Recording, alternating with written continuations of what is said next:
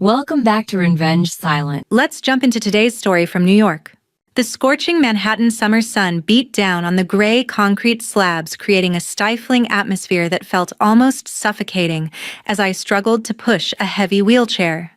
My name is Joanna, a 30-year-old custom tailor from Brooklyn who has spent years prioritizing everyone else's needs above my own modest dreams.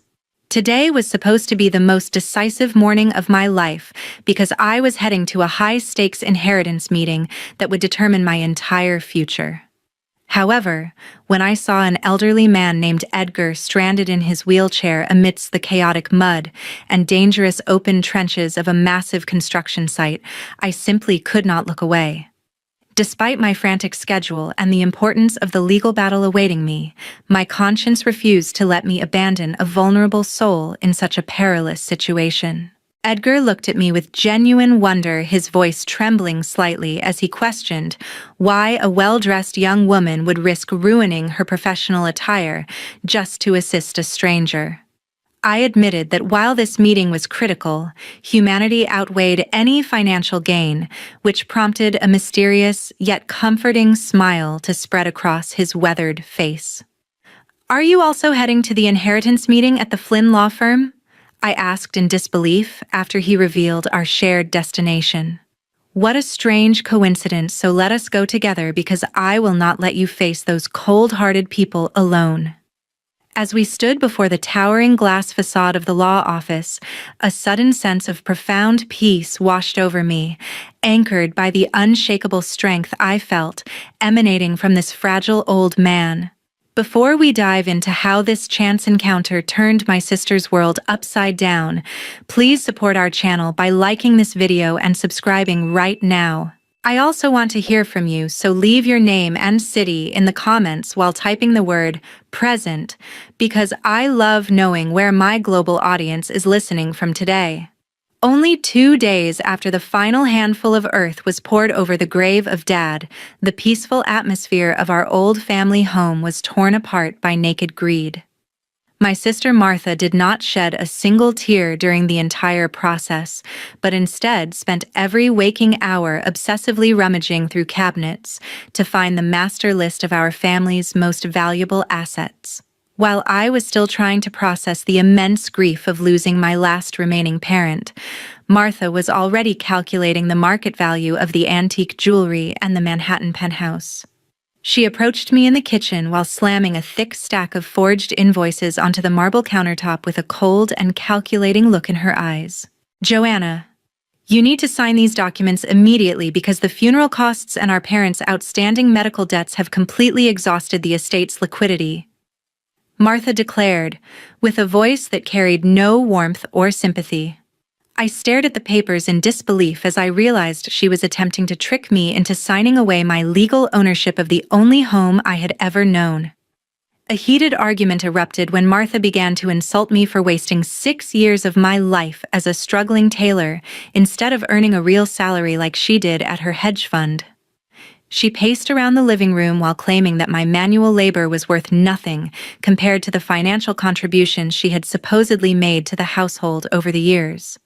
I stood my ground and reminded her that I was the one who directly changed Mom's bandages and stayed awake for countless nights, caring for her during those final agonizing months of her illness. While I was sacrificing my youth and my career to provide comfort to our parents, Martha had barely managed to send a single text message or make a 5-minute phone call to check on their condition.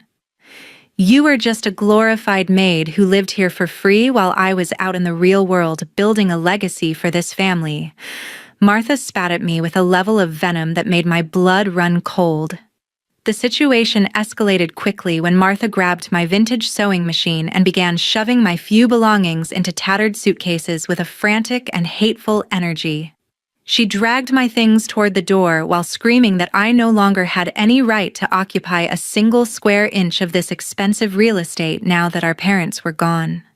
In a display of utter heartlessness, Martha threw my luggage out into the dimly lit hallway of the apartment building, just as a heavy summer rain began to lash against the windows. Consider yourself officially evicted from this family, Joanna, because I will not allow a penniless seamstress to ruin the prestige of my new residence," she shouted before slamming the heavy oak door in my face. I stood alone in the hallway while the sound of the deadbolt clicking into place echoed like a gunshot in the silent corridor. Shaking with a mixture of rage and sorrow, I struggled to move my soaked suitcases toward the elevator while trying to figure out where I would spend the night. Just as I reached the lobby, my phone buzzed with a call from an unknown number that turned out to be Martha's aggressive lawyer, Flynn. His voice was professional, yet entirely devoid of any human emotion, as he informed me that the inheritance meeting scheduled for tomorrow morning would be the final step in making my homelessness permanent and legally binding. Flynn warned me that any attempt to contest the fraudulent debts would result in a defamation lawsuit that would ensure I never worked in this city again.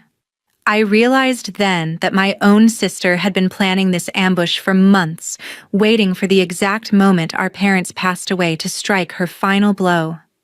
The weight of her betrayal felt heavier than the suitcases I was dragging through the rain toward the nearest subway station. I knew that tomorrow's meeting was no longer just about money, but about surviving the total destruction of my dignity at the hands of my own flesh and blood.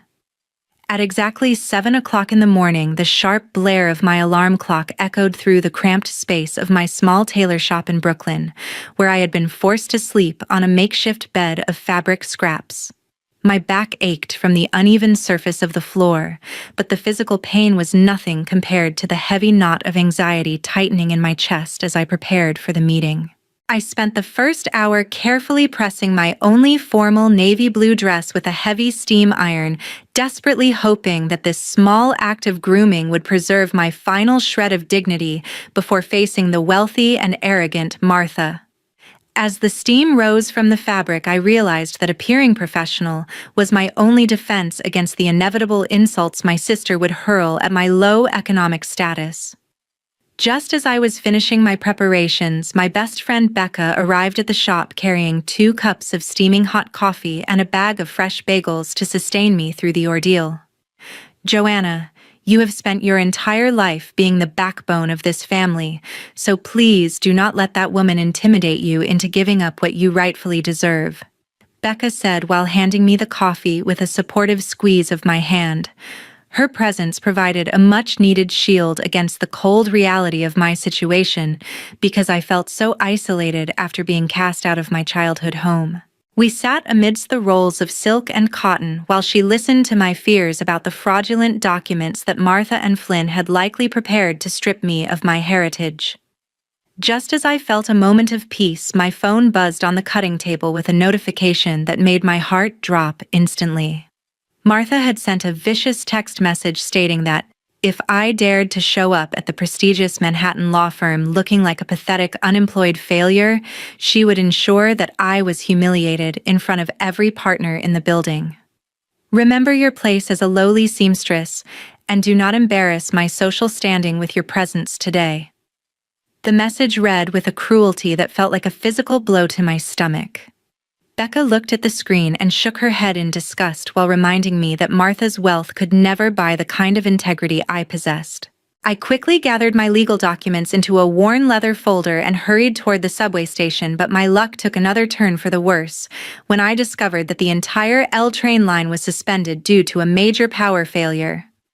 With time slipping away and the heat of the New York summer already rising, I had no choice but to start running toward the bus terminal more than 10 blocks away.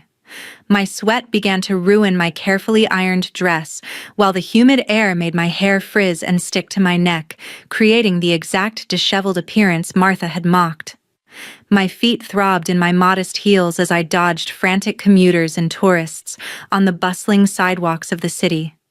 As I rounded a corner near a noisy construction site, I suddenly spotted an elderly man in a worn wheelchair struggling near a deep crack in the uneven sidewalk. This stranger looked completely helpless as he desperately tried to maneuver his heavy wheels out of a dangerous crevice, while several people hurried past him without offering even a glance of assistance. His face was flushed with exertion, and he looked remarkably fragile against the backdrop of the massive steel beams and jackhammers surrounding the dusty street. I did not know who he was, but the sight of his trembling hands reminded me so much of Dad in his final days that I instinctively dropped my folder to rush toward him. "Please stay still for a moment, sir, and let me help you before you accidentally tip over into that open trench," I shouted, while rushing to grab the handles of his chair. The old man looked up at me with eyes that were clouded with a mixture of exhaustion and profound relief as I used all my strength to lift the front wheels out of the sidewalk trap. "You are clearly in a desperate hurry, young lady, so why are you stopping to help a stranger who has nothing to offer you in return?" The man who later introduced himself as Edgar asked, with a raspy voice that sounded surprisingly steady despite his physical predicament. I wiped a bead of sweat from my forehead and told him that my father had taught me that helping those in need was far more important than any appointment, even one as critical as the legal battle awaiting me. 15 minutes later, I summoned every ounce of my remaining physical strength to lift both Edgar and his heavy metallic wheelchair up the steep steps of the last city bus heading toward the legal district. The interior of the vehicle was stifling and overcrowded with morning commuters who seemed entirely indifferent to the struggle of an elderly man trying to find a stable place to rest. I navigated through the sea of frustrated faces to secure the most accessible seating area for Edgar, while I stood firmly beside him, gripping the overhead handrail with shoulders that throbbed from sheer exhaustion. Every time the bus jolted forward or braked suddenly in the heavy Manhattan traffic, I had to use my body as a human shield to prevent his wheelchair from sliding across the grimy floor.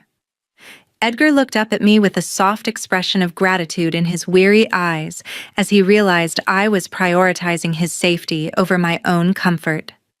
The air was thick with the scent of rain-dampened clothes and old exhaust fumes, but the quiet dignity emanating from my new companion made the unpleasant environment feel surprisingly bearable. He began to speak in a low, resonant voice that somehow managed to cut through the loud rumble of the diesel engine and the chatter of the other passengers. Edgar started sharing detailed stories about the many years he had spent serving a prominent family that sounded remarkably similar to my own history with my parents and the home I had just lost. He spoke with such intimate knowledge about the varying temperaments of children within wealthy households, describing how some were born with hearts of gold, while others allowed greed to rot their souls from the inside out. I did not recognize his true identity at all, but I felt a profound sense of emotional connection as he mentioned beautiful, warm memories of a man who reminded me exactly of my father in his prime. "Your father sounds like he was a man of exceptional character, who believed that a person's worth was measured by their kindness rather than their bank balance," Edgar remarked while observing my tearful reaction to his nostalgic descriptions. I found it incredibly strange that this stranger could articulate the exact values that my parents had instilled in me before Martha decided to erase their legacy with her corporate ruthlessness. His words acted as a soothing balm for my wounded spirit because they reminded me that I was not alone in cherishing the humble life I had built as a tailor. Edgar noticed the persistent cloud of anxiety in my eyes and reached out to pat my hand with a firm, reassuring touch that felt like the protection of a guardian. "Do not let the darkness of others extinguish your light, Joanna, because people with benevolent hearts always deserve and receive protection from unseen forces in their darkest hours," he stated with a conviction that made me wonder if he knew more about my predicament than he was letting on. I took a deep breath and finally admitted to Edgar that I was absolutely terrified of the sharp, predatory intellect of Martha and her cunning lawyer Flynn. I explained that I lacked the financial resources to hire a professional defense team to contest the mountain of fraudulent documents they had undoubtedly prepared to render me homeless. Flynn is known for being a shark who thrives on intimidation, and Martha has always been the favored daughter who gets exactly what she wants through sheer force of will, I whispered, while clutching my worn leather folder to my chest. Edgar listened with a terrifyingly calm focus, his grip on his cane tightening slightly, as I described the systematic way my sister had dismantled our family bonds for a piece of real estate. Justice is a living thing that often hides in the most unexpected places, so you must keep your head high when you walk into that office today. Edgar replied while looking directly into my eyes with a gaze that felt as sharp as a judge's gavel.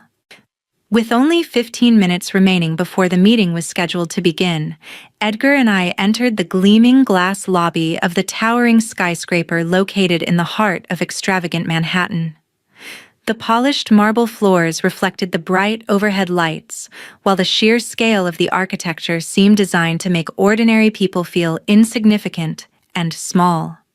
I immediately noticed that Edgar looked somewhat dehydrated from our journey through the heat, so I used some of my last remaining dollars to purchase a cold bottle of mineral water from a nearby kiosk.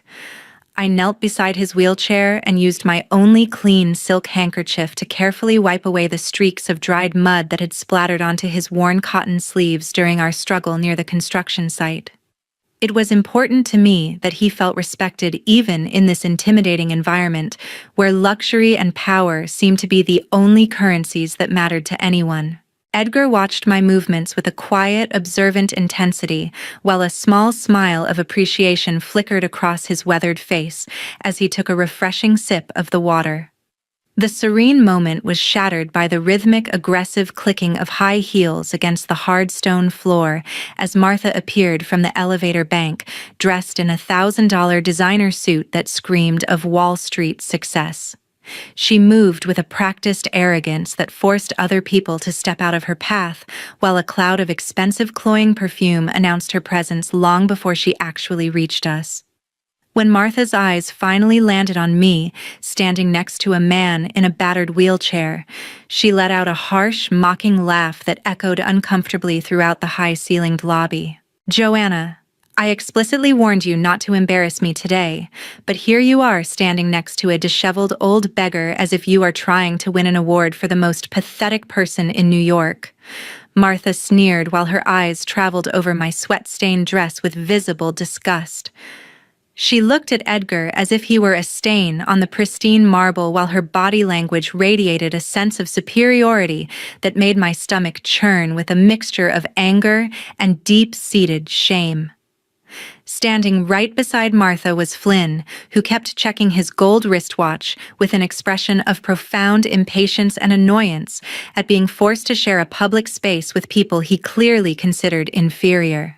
He adjusted his silk tie and looked down his nose at my worn leather folder, making it obvious that he viewed this entire inheritance meeting as a mere formality before crushing my remaining hopes. Martha stepped even closer to us, her face contorting into a mask of cruelty as she reached out and snatched the bottle of mineral water directly out of my trembling hands. "You clearly have enough money to waste on charity for strangers, while you cannot even afford a decent pair of shoes for a legal meeting of this magnitude," Martha remarked, before deliberately pouring the remaining water onto the floor so that it splashed all over my old leather pumps. I stood frozen in shock at her petty display of malice, while the cold liquid soaked into my socks, making me feel even more humiliated in front of the busy professionals walking past us. "My sister is right about one thing, Joanna, because you really are a magnet for trash, and this broken old man is the perfect companion for a failed seamstress like you," Martha continued with a voice that was dripping with venomous contempt. I started to speak in my own defense, but Edgar suddenly reached out and placed a firm hand on my arm, his calm presence acting like an anchor in the middle of my emotional storm. "A person who measures their worth by the height of their heels and the price of their suit is often standing on a very hollow foundation, wouldn't you agree, young lady?" Edgar asked while looking directly at Martha with a gaze that was remarkably steady and unafraid of her wealth. Martha looked as though she had been slapped by a commoner, her face turning a deep shade of crimson as she realized this beggar actually had the audacity to talk back to her in public. You should keep your mouth shut and be grateful that I haven't called security to drag you out of this building for being a public nuisance," Martha hissed, while Flynn stepped forward to reinforce her intimidation with his towering physical presence. Edgar merely tilted his head slightly and maintained his terrifyingly calm demeanor, while the tension between us became thick enough to suffocate everyone in the lobby. 9 o'clock in the morning, as the nearby clock tower chimed with a deep resonance that echoed through the canyons of Manhattan. The tension in the lobby reached a breaking point because Martha had completely lost her patience. She paced frantically on the marble floor, while her eyes darted toward the security desk with a predatory intensity that signaled she was ready to initiate a full-scale confrontation. "I will not have this prestigious building tainted by the presence of a filthy vagrant who belongs in a shelter rather than a corporate office," Martha screamed as she signaled for the uniformed security guards to approach our corner. Two burly men in dark suits moved quickly toward us, while Martha pointed an accusing finger at Edgar, claiming that he was a professional scammer who had been harassing her for money since she arrived. I immediately stepped forward and positioned my body as a physical shield between the guards and the old man, feeling my heart hammer against my ribs with a mixture of terror and fierce protectiveness. "This man is a guest traveling with me, and you have absolutely no legal right to insult the dignity of an elderly citizen who has done nothing but sit here quietly," I declared, with a voice that shook but remained loud enough for everyone in the lobby to hear. The security guards hesitated for a moment when they saw the unwavering conviction in my eyes, but Martha stepped forward and began to berate them for their supposed incompetence in handling a simple trespasser. "Do you realize who I am, and how much business my firm brings to this establishment every single year?" Martha barked at the head guard while her face distorted into a mask of pure, unadulterated arrogance. I looked at the guard and explained that Edgar was under my care, and that any attempt to forcibly remove him would be met with a formal complaint for harassment and age discrimination. Martha erupted into a fit of mocking laughter at my defense, claiming that my fake saintly personality was exactly why I was destined to leave the upcoming meeting with absolutely nothing to my name. "Your pathetic obsession with helping the helpless is a weakness that will ensure you end up just like this old man sleeping on a park bench while I enjoy the fruits of our parents' hard work," Martha sneered with a level of cruelty that made several bystanders turn their heads in shock. While Martha was busy trying to orchestrate an eviction, Flynn stepped closer to me and used his thick stack of legal folders to rhythmically tap against my shoulder in a patronizing and intimidating gesture. He leaned in so close that I could smell the stale coffee on his breath, while he began to whisper a series of terrifying threats regarding the mountain of evidence they had supposedly gathered. "Joanna, your sister has meticulously documented every single one of your failures, and we have enough legal paperwork here to ensure a judge took your inheritance within minutes," Flynn warned with a cold shark-like smile that made me feel like I was drowning in a sea of corporate jargon. He claimed that my lack of financial contribution over the last decade would be used as a primary weapon to prove that I was an unfit beneficiary who was merely parasitic in nature. I tried to pull away from his stifling presence, but Martha blocked my path, her eyes gleaming with a sick sense of victory as the security guards began to move in again under her relentless pressure. Throughout this entire chaotic spectacle, Edgar remained in a state of terrifyingly calm silence that felt like the eye of a hurricane amidst the surrounding madness. He did not say a word to defend himself against the accusations of being a beggar, but his sharp, intelligent eyes never left Martha's face as he carefully observed every twitch of greed and every expression of malice. It was as if he was recording her soul onto a permanent ledger, judging the very essence of her character, while she continued to dig her own professional grave with her razor-sharp tongue. "Are you quite finished with this embarrassing display of insecurity, or do you require an even larger audience for your spectacular lack of class?" Edgar finally asked, with a voice that was so steady and commanding that the security guards immediately stopped in their tracks. Martha opened her mouth to launch another volley of insults, but the sheer weight of Edgar's gaze seemed to paralyze her for a split second, creating a heavy silence that hung over us like a guillotine. I felt a strange shiver run down my spine because I realized that the man I had helped on the street was no longer just a fragile stranger, but a silent witness who was preparing to deliver a verdict that none of us could have ever anticipated. 30 minutes later, the heavy oak doors of the VIP conference room swung open to admit us into a sterile environment that smelled of expensive stationery and a chilling professional coldness. The massive mahogany table in the center of the room seemed to stretch for miles, while the sunlight filtering through the floor-to-ceiling windows offered no warmth to the frozen atmosphere. Flynn immediately took his place at the head of the table and began spreading out several documents with a practiced efficiency that made my heart sink into the pits of my stomach. He pulled out a sophisticated copy of a will that featured what looked like an official signature from my parents declaring that Martha was the sole beneficiary of every single piece of real estate and all the family savings.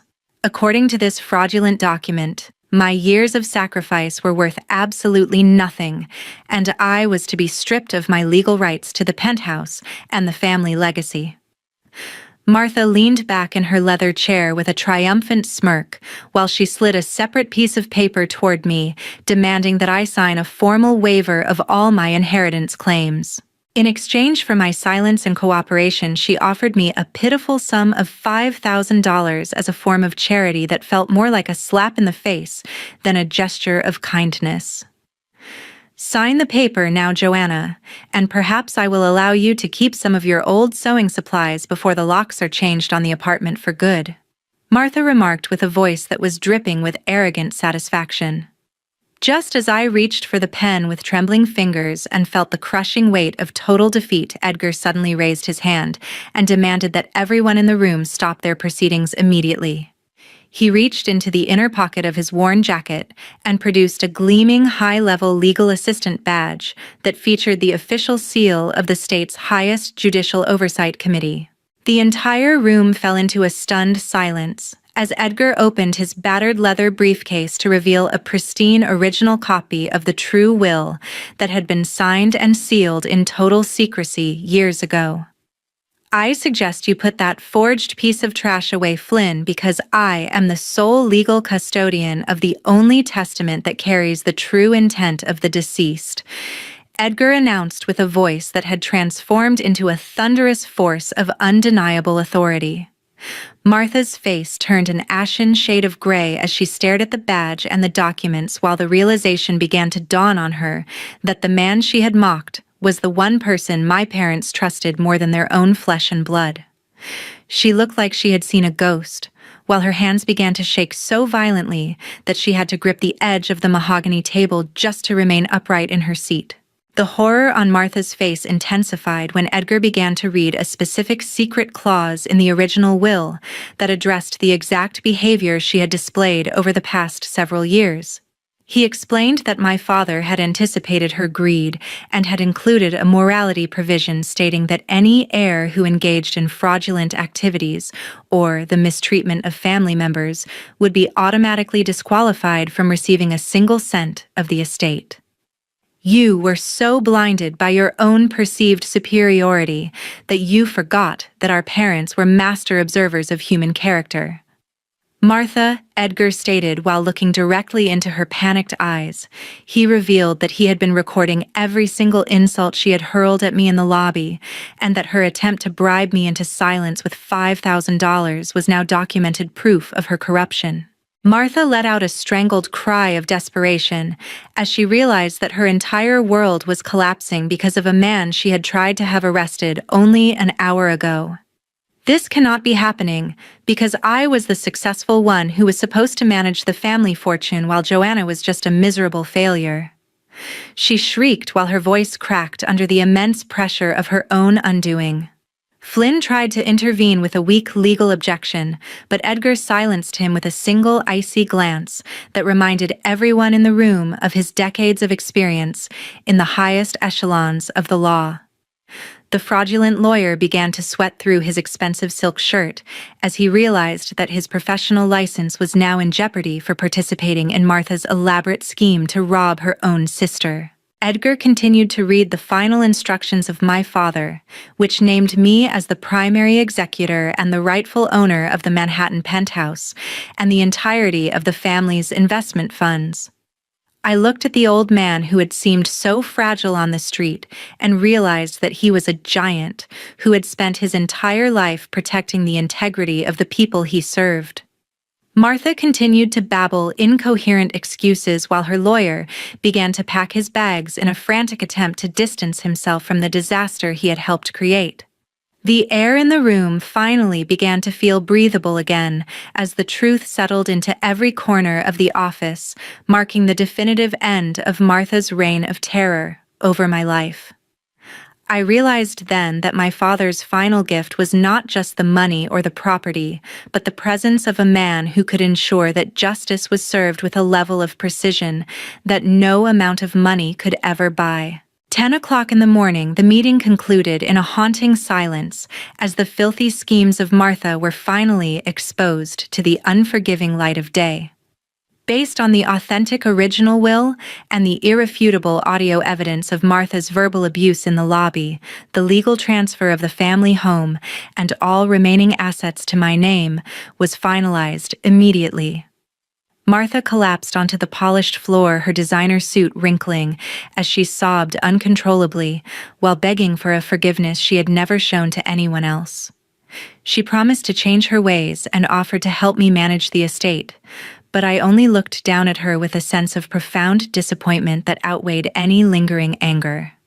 The realization that she was only sorry because she had lost her fortune made it impossible for me to feel even a shred of sympathy for her current predicament.